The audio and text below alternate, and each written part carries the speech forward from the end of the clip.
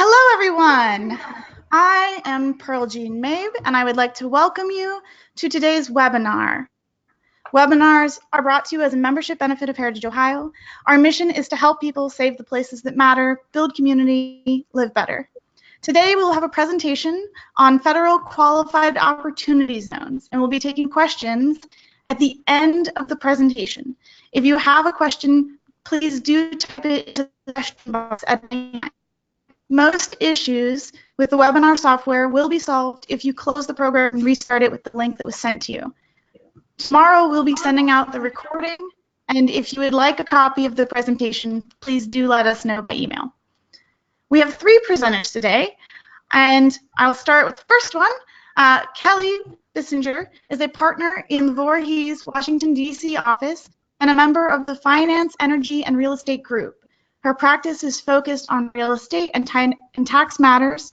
Kelly represents clients from all perspectives of the acquisition, financing, ownership, and development and sale of office buildings, apartment projects, mixed use, and other commercial properties. Whew. In particular, she has experience representing both institutional and developer clients in connection with structuring and negotiating real estate joint ventures with an emphasis on the tax planning aspects of such transactions. In addition, Kelly has extensive experience advising developers, syndicators, and investors on energy tax credit matters, including legislative and regulatory developments, origination, secondary market acquisitions, and dispositions, at end of compliance period planning, and workouts. In 2013, Kelly was named one of Real Estate BizNow's DC 35 under 35 Rising Stars in Commercial Real Estate. Kelly received her LLM with distinction in taxation and her JD from Georgetown University Law Center. She received her BA cum laude from Tulane University. Prior to joining Voorhees, Kelly was an attorney with Galston and Soares PC and Squire Patton Box US LLP. That is a lot of experience. Our second speaker will be Joseph Mann. Joseph is a partner in the Voorhees Columbus office, a member of the tax group, and the head of the federal tax subgroup.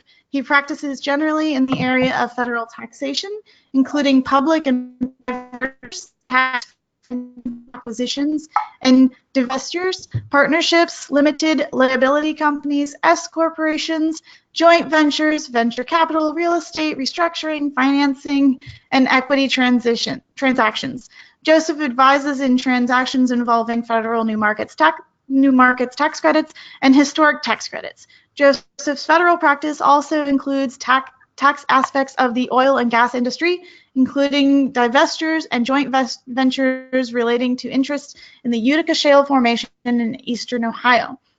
Avi Fechter, before co-founding Equity Plus, Mr. Fechter worked for the district government underwriting and closing over $400 million in LIHTC and NMTC finance projects while deploying $3 million of 9% LIHTC allocation and $80 million of district government loans. Mr. Fechter has closed over $800 million in NMTC HTC LIHTC financing and has served an NMTC allocation application reader for the CDFI fund. Mr. Fechter has a master's degree in public policy from Rutgers University. He lives in Aldie, Virginia with his wife Linnea and 2 children, Elena and Evan. Whew, that's a mouthful. With that, I will hand this over to Kelly and we'll get started. Good afternoon. Thank you for joining us. Just in terms of a couple of housekeeping matters, we plan to provide a brief overview of the Qualified Opportunity Zone program, Joseph Mann and I, and then we plan to hand over the reins to Avi to discuss, how to put together deals that involve qualified opportunity zones. And he'll provide a more of a community development perspective in terms of how to actually make these things work. So the Qualified Opportunity Zone program was a new federal tax program that was included in the Tax Cuts and Jobs Act enacted on December 22nd, 2017, which people generally refer to as tax reform. And when the program was created, there was a lot of excitement about the program, but in 2018, we didn't see a tremendous amount of activity because there were a lot of gaps in terms of the guidance and how to implement the program in terms of what was included in the implementing statute. But at the end of last year, on October 22nd, we got some proposed regulations together with a couple of other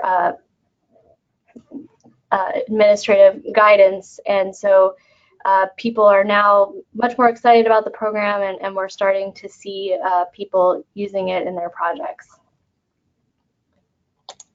Sorry, I'm going too fast.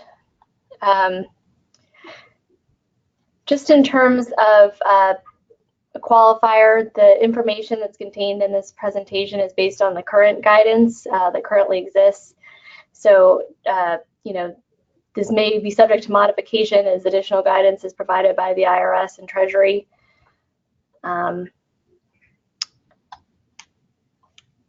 So what is the purpose of the Qualified Opportunity Zone program? It was created for twofold reasons. The first was to create a new potential source for capital for businesses and real estate developments located in so-called qualified opportunity zones. The second was to create a new tax benefit to encourage investors seeking to reduce or to further capital gains to invest in these so-called qualified opportunity zones.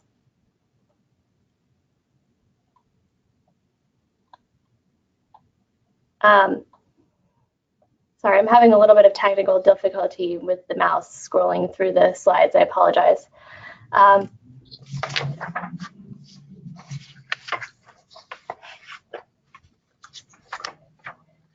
So there's census tracts within the United States have been certified as qualified opportunity zones by the Treasury. The statute allowed each state to nominate certain qualifying low-income census tracts, and then those census tracts were then certified by the Treasury Department. The process for selecting and certifying the zones went through June of 2018, and at this point, now that the zones are set, there can't be any modifications, and they'll remain in effect through 2028. The next slide provides two links. One is a link at the Treasury Department where you can look at the various zones throughout the country. We've also included a link to a map at ODSA that gives an interactive map where you can look at various zones within Ohio by address and figure out whether the property is located within a qualified opportunity zone. So how does an investor obtain qualified opportunity zone benefits? So let's just say you have an investor that's recognizing capital gains from the sale of property. And it has to be a sale to an unrelated person, so you can't sell something to yourself or to a family member or other related persons in order to create a gain. And it can be property that's used in either business or personal property. So for example, stock, mutual fund interest, it's not just limited to real estate. But it has to be capital gain property. It can't be gain taxed at ordinary rates, such as depreciation or recapture. The investor can be any kind of taxpayer. It can be an individual, a C Corp, S Corp, partnership, etc. So once the investor makes the sale of the property, within 180 days, the investor has to acquire equity in a partnership or a corporation. And the partnership can be an LLC that's treated as a partnership or corporation for tax purposes, but it can't be a disregarded entity for tax purposes. And this entity is called a qualified opportunity fund. So the investor puts in cash in an amount up to the recognized capital gain, in exchange for qualified opportunity fund interests.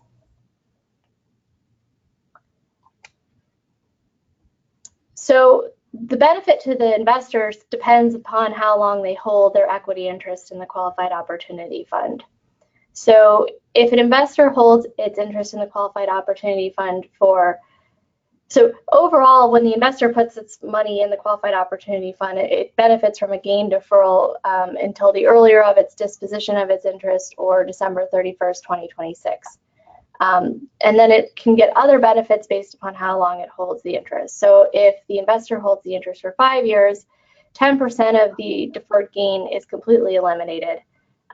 If the investor holds the interest for 7 years, an additional 5% of the deferred gain is completely eliminated. And if the investor holds the interest for 10 years or longer, basically the appreciated value of the qualified fund interest is not subject to tax at the time of the sale. And I'd note that this treatment only applies if the qualified interest is sold before the end of 2047.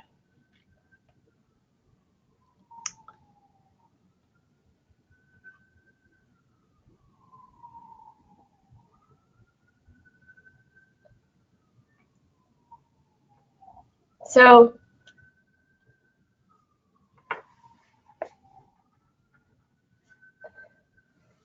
I think, as I alluded to earlier, there's a few qualifications on the types of gain that will qualify. So the first is that the gain must have been resulting from a transaction between an unrelated person.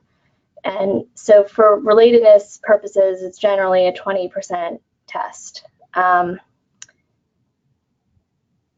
And then another qualification is that the investor has to invest cash in the qualified investment fund, opportunity fund. It can't acquire the qualified opportunity fund interest from another investor in a cross purchase. A lot of people are asking how this program differs between the Section 1031 program. I think there's 4 or so key differences. The first is that the Qualified Opportunity Zone Fund program only applies to any property sales, not just real estate. Tax, for 1031 exchanges, the deferral only applies if you're deferring gains from the sale of real estate.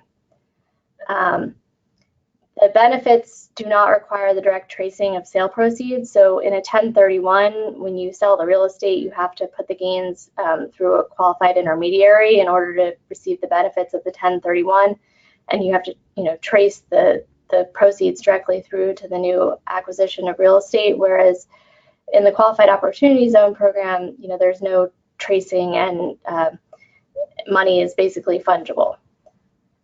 The Qualified Opportunity Zone program requires that the deferral investment is in the amount of the capital gain to be deferred, whereas the Section 1031 program requires a reinvestment of all of the sale proceeds. Finally, the Qualified Opportunity Zone program eliminates up to 15% of the deferred gain, but then there's a sunset on the timing in which the deferred gain can be deferred to 2026. Whereas 1031 provides basically unlimited deferral, but there's no gain elimination in a 1031 exchange.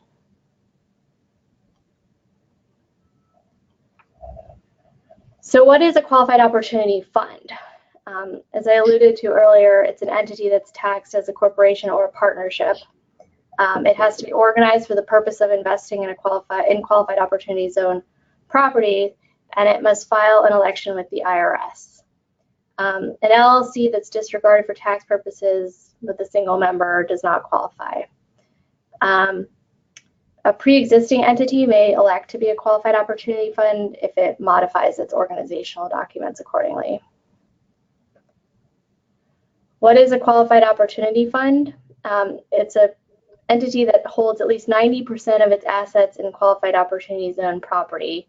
And this is tested each year at the end of the first 6 months and at the end of the year. I'm going to hand it over to Joseph Mann to continue the summary. Thanks, Kelly. Okay, before I start talking about qualified opportunity zone property, I just wanted to make a comment about qualified opportunity funds. Although these entities are referred to as funds, there's really no magic to them. It's very easy to set them up. It's just a corporation or a multi-member LLC that files an election with the IRS and then holds assets and activities that meet certain requirements. So these entities work very well on a single project basis.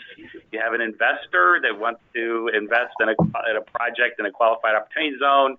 You can have a developer, create one of these funds, make an election, and then the investor holds their investment through the fund until disposition. So the funds can be used in a more traditional investment fund sense, where you have lots of investors and lots of projects, and the fund is disposing and investing in new projects. There are some complexities under the current rules that we have and the current guidance to doing this. We expect that that'll get resolved in future guidance, and in the interim, there are some workarounds that people are using. But there's a lot of flexibility with these entities, and they work very well on a special project basis. So I will now talk about qualified opportunity zone property. This is so as Kelly mentioned, a fund has to own 90% of its assets in the form of qualified opportunity zone property. And on this slide, you see some terminology, but the concept is very simple. The fund has to either own tangible assets that meet a bunch of requirements, and those assets are referred to as qualified opportunity zone business property, or the fund can own equity interest in a subsidiary. The subsidiaries then need to meet a bunch of requirements, and they're referred to as qualified opportunity zone businesses. So I'm going to start first, talking about tangible property. So if the fund is investing directly in tangible property, what are the requirements? First, it's got to be tangible. So cash doesn't qualify. Cash goes into the 10% non-qualifying bucket. The property has to be used in a trade or business of the fund, and there's a question as to what exactly that means. What qualifies as a trade or business? So if you've got lots of employees and activities in an operating business, it may be very easy to determine you're in a trade or business. But what if the fund develops one piece of real estate and leases under a percent lease? Does that qualify as a trade or business? That's not entirely clear, and it's something that a lot of people have been asked and expecting guidance. So this requirement is an important one. The properties have been acquired by the fund after 2017 from an unrelated person in a taxable purpose. So testing relationships here, under the test that Kelly referred to earlier, 20% common ownership creates a related party issue here. So where you have a taxpayer that owns property in a zone and then decides they want to do a qualified opportunity zone investment with it, it can create an issue, getting it into an unrelated fund in a taxable transaction. So if that's the situation you're in, there are things that can be considered, but this requirement is an obstacle. So this requirement also is important. The original use of the property in the zone must commence with the fund, or the fund must improve the property. If you have a fund that's constructing new property, obviously the original use of that property in the zone is commenced with the fund. If the fund buys existing property in the zone, then it has to substantially improve it. What that means is over a 30-month, in general terms, over a 30-month period, it has to incur capital expenditures in an amount at least to the amount it paid for the property.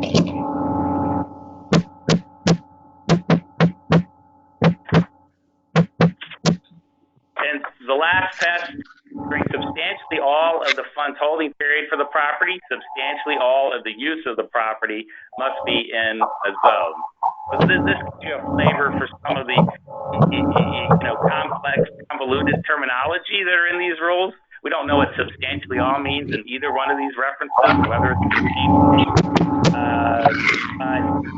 where your project is a real estate project, generally you're not going to need to worry about it. Whereas if you have an operating business, you really need more guidance on how to apply this. So this slide is just a summary of these requirements on one page that I here for use as a reference. So that's the tangible property. Now, the fund, as I mentioned, can also invest in equity in a subsidiary. And why would it do that rather than just holding tangible assets directly? And the reason is that one of the reasons is that the subsidiary has different rules that apply to it. It provides a little more flexibility in the rules than in the fund is holding assets directly. For instance, this rule, substantially all the tangible assets owned or leased by the entity have to be qualified opportunity zone business property. Here, the definition of substantially all is 70%. Right? So fund level, bundled assets, so that has to be kind of business property, where at the subsidiary level, 70% of the tangible assets have to be business property. So that you get more flexibility, and that was deliberate on the part of Treasury to provide that flexibility at the sub-level. But you also have this odd requirement that it applies to assets owned or leased by the entity. And that leased language wasn't at the fund level, so you ask, what does it mean for leased property to meet those requirements that we talked about? Acquired from an unrelated person in a taxable transaction and substantially improved. What does that mean with respect to leased property? And that's something that we need more guidance on. So in addition to this requirement, there are a bunch of special tests that apply to the sub-level. One, at least 50% of the gross income of the entity has to be derived in the active conduct of a trade or business in the zone. Well, now at the fund level, we had this requirement of trade or business. At the sub-level, it's the active conduct of a trade or business. So, what does that mean? It's a question. Intangible property, a substantial portion of intangible property of the business must be used in the active conduct of a trade or business in the zone. Again, for a real estate project, this isn't really an issue.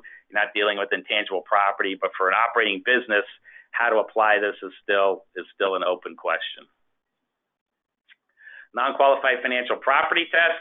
What this test says is basically less than 5% of your assets, of the assets of the entity, can be cash, stock, partnership interests, investment type assets, other than reasonable amounts of working capital. So even though you have more flexibility as far as having bad assets at the sub level, you still need to be careful and monitor the amount of cash that you have, and be careful not to have too much.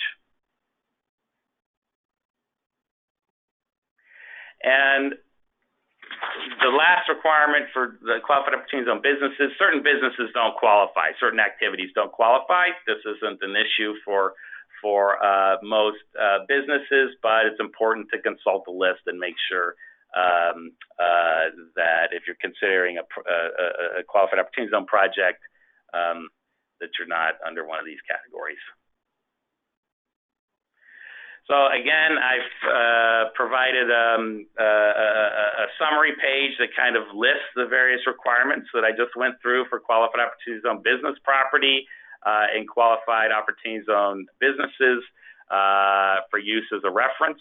And now I'm going to turn it over to Avi to talk about using the program for community development. Good afternoon, overview of Equity Plus with me. How would you want to listen to me? Equipost does new markets, historic, and life tech for a living. We've been around since 2011. We also work for banks. We play many roles. We work for banks as a captive syndicator, buying the credits, and we also work for both for-profit and non-profit as either a consultant or joint venture partner in the overview. To note, we are working on right now opportunity zone investment in the field of life tech authority and doing credit risk. There's the rehabilitation of a mostly abandoned paintbrush factory. So a lot of what you're hearing from me now is experience that having raised that project and one other project. So who's a good qualified opportunity zone investor for Royal Main Street type projects? And definitely most people on the call run interest. First and foremost, they got to have capital gains. If you don't have a capital gain, so these kinds of Main Street redevelopment projects that probably are kind of harder to finance, otherwise it would have happened already. You need folks with some patience. They got to stay in at least long enough to get the full benefit of the tax break. Basically 7 years if you take in construction period, interest, and all that kind of stuff. We need investors who recognize the balance between risk and growth. There are opportunity zone funds out there that are offering returns of sub to 14% post-tax. You probably can't afford that for no deal. However, the other funds are raising opportunities and capital for more straight market projects that have market level risk. Unfortunately, most of your deals have a lower risk profile actually put together because of the overwhelming news of the industry. And there are investors who recognize that 8% return on a deal with very little risk is sometimes better than 12% return on very little risk. This is really important. Outside opportunity zone money will not by itself take an unfinanceable deal and make it financeable. You will need to combine it with some other subsidy program, like the new market tax, like the historic tax, Lincoln credit, CDBG, tax abatement, the work. Because that's people subsidy. You'll see that when you walk through. So I'm using as an example a project we did a few years ago in Greenville, Mississippi. And I think it's illustrative of the kinds of projects you guys are working on throughout Ohio. There was an abandoned Sears department store that had been abandoned for basically 25 years on Main Street, Greenville. The developer, Bill Boykin, born and raised in the area, wanted to do something with it. He didn't know exactly at first when he started years ago what he wanted. But he knew there was demand for downtown extended stay hotel, apartments, restaurants, and retail. So you see on the screen what is in there today, and this picture is the after. So I'm using the capital stack and construction and cost on that deal as an illustration of what you're probably looking at here. So this deal had about a $9.2 million total budget that counted acquiring the property, construction, design, construction interest, financing fees, and development fees. That added to the fee. So here's the capital stack to make it work. Largest number there, roughly $3.1 million of permanent bank. Can't stress this enough. You can't get a lender on board with your vision if you as a sponsor, you cannot get a deal. The very first stop in any of these deals is getting a lender on board. Second is evaluating that lender through the lens of your deal and the 5 C's of lending. If you don't already know the 5 C's of lending, please learn more from this presentation. Write this part down. It is the touchstone of how much lending character, capacity, capital, conditions, collateral. Different things emphasize the different C's differently. So let's go through them differently. character. Does the borrower have trustworthiness and know what they're doing? You trust them. You think they can do it. If the deal goes the way it's planned, can it generate enough revenue to pay your loan back? Capital. How much of their own equity does the sponsor have to put in, or how much of other people's money can the sponsor put in subordinate to the lender, which from their perspective is the same thing as the sponsor's own money? Is there demand for the product? Collateral. Is there enough value in the collateral for the loan to repay the lender to the lender portfolio? For these kinds of projects that we're trying to do in the many rural areas, the most important thing will be character, because you will be probably weaker on collateral and conditions. If the project was financeable with pure market financing, that probably would have happened already. You got to find a local lender that is invested in the community and believes in the sponsor and the sponsor's ability to pull it off. It can take a long time to find that right one. You'll also notice the permanent debt in this deal will pay for a third of the cost. We use a variety of other subsidy programs to finish off the capital. Not only state new markets equity, not only state historic equity. In Mississippi, those 4 programs are available. We know they're not all available in Ohio. We'll get there. So we have a problem. Ohio doesn't have a state new market. Even if you deferred all of the developer fees, you still got a $600,000 penalty. So if you have a sponsor that has a vision, believes in a vision, and believes in the community, they won't care. When Bill started his Sears Lofts project, he didn't even know that the New Market program existed. He didn't know much, if anything, about the historic program.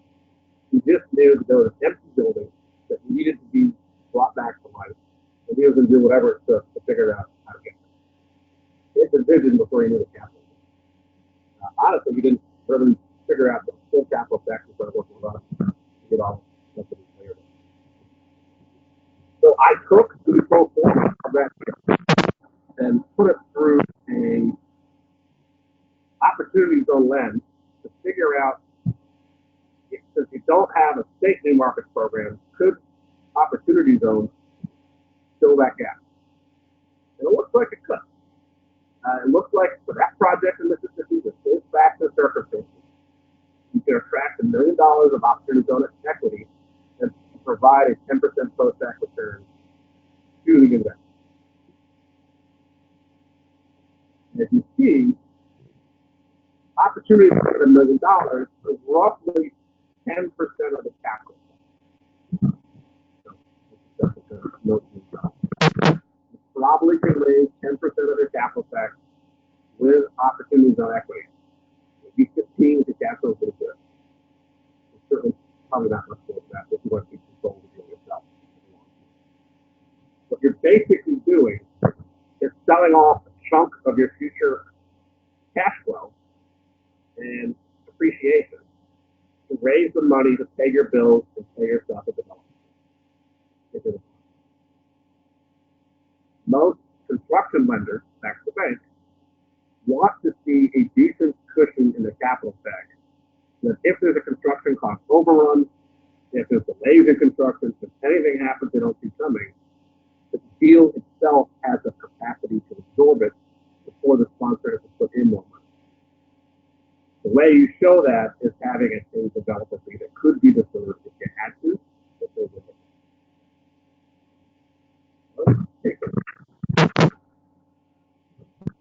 The sponsor-lender relationship is critical. As I said, don't have debt. You won't be able to raise the rest of the money. It is really important that sooner rather than later, find the right lender that emphasizes the character part of the 5D and the conditions part. As in, they see the demand for the product you are trying to do in the community you're trying to do it, even without necessarily a full-blown market study to back it up.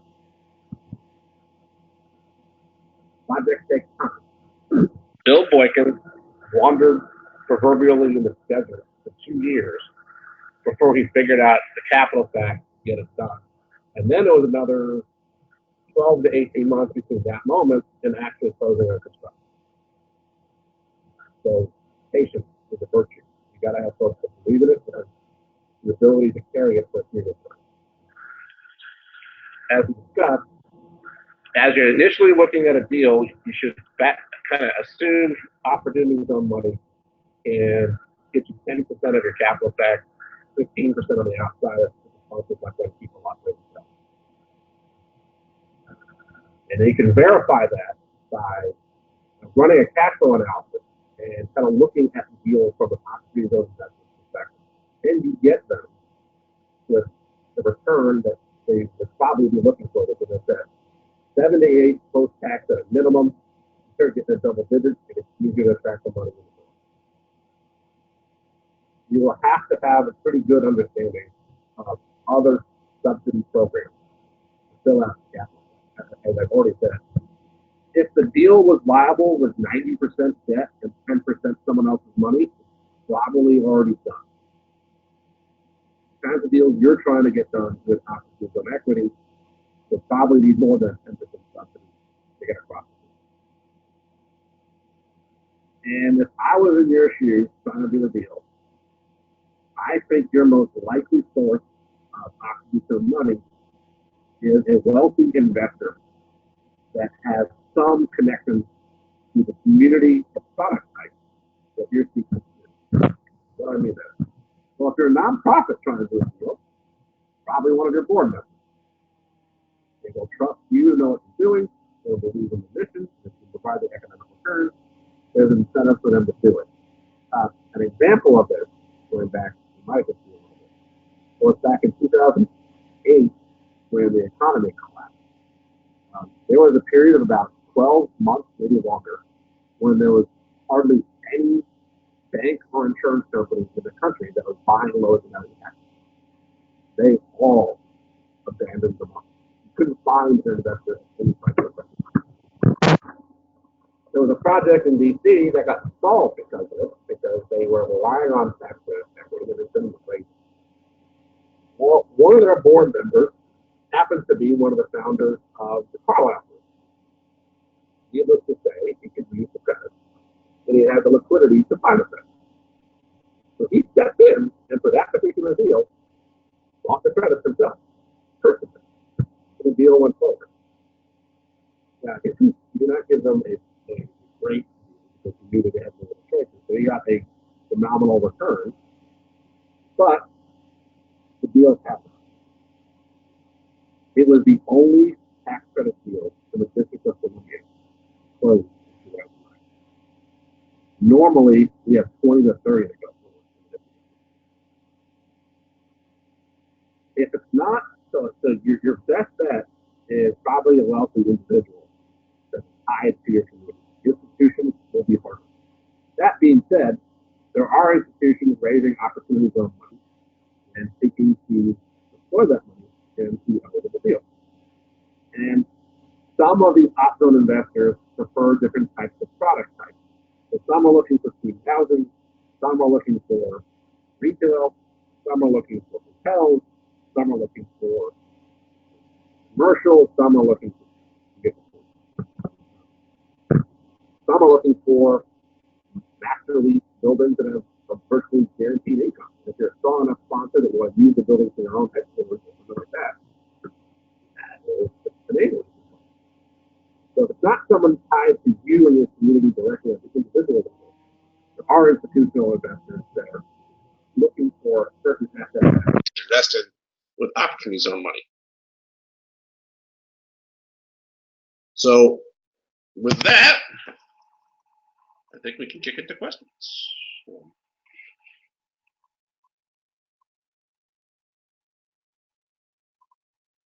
right. I think the questions chat up. There you go.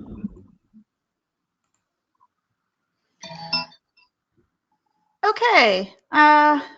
Well, for those of you who remain, I do apologize for the audio difficulties we experienced throughout that. And we will send out the presentation, and I hope you still were able to get something from it. We did have one or two questions towards the beginning, and if anybody has any additional questions that aren't related to the sound, please do ask those now. So I've unmuted all of our speakers, and I'll throw out a couple questions that we did have. I heard that there are no modifications to the currently selected zones until 2028. Does that mean that the program only runs to 2028? Or is there an opportunity to apply again in 10 years, potentially allowing more places to apply for designation? I'll go ahead and take that. I mean, there's no automatic renewal of the program. Will it be renewed? I think that there's a lot of interest as to what the results of the program will be, and I guess that's a possibility. But as it's currently drafted, the program will end, and you only have the opportunity to invest capital gains that you have through 2026. You have to recognize the capital gains through 2026, and then you can roll those over into a qualified opportunity zone, and then you can hold that investment over an extended period of time through 2047. You have to hold it.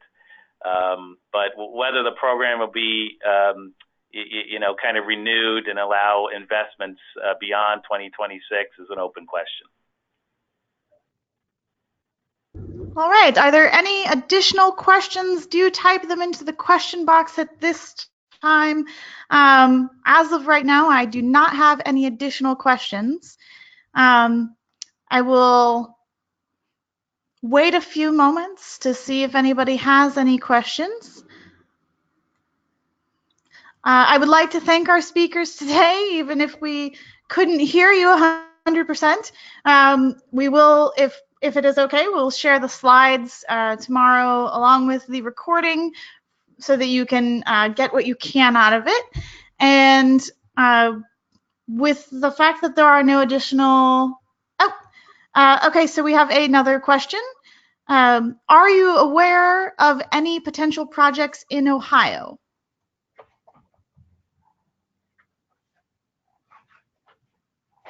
This is Avi. I am not. So this is Joseph. I'll say we have a number of clients, yes, that are talking with us about using the qualified opportunity zone, program in Ohio. And these are kind of special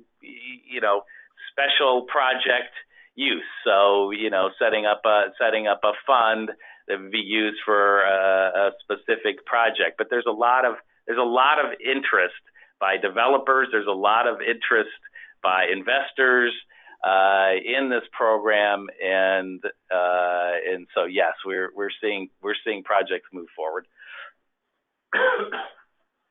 Okay. Well, it does seem that is the end of our questions. So with that, I would love to thank everybody for attending the webinar today, and especially to those of you who hung in there through all of the technical difficulties we experienced. We apologize. For our calendar of upcoming events, including our future webinars, please do visit us at heritageohio.org. Our next webinar will be Wednesday, March 6th at 1 p.m. We'll be covering how to DIY some market research for your community and other great resources with Bill Ryan, Community Business Development Specialist with the University of Wisconsin Extension. And with that, I will release you. Thank you all. Thank you, speakers, and have a great day.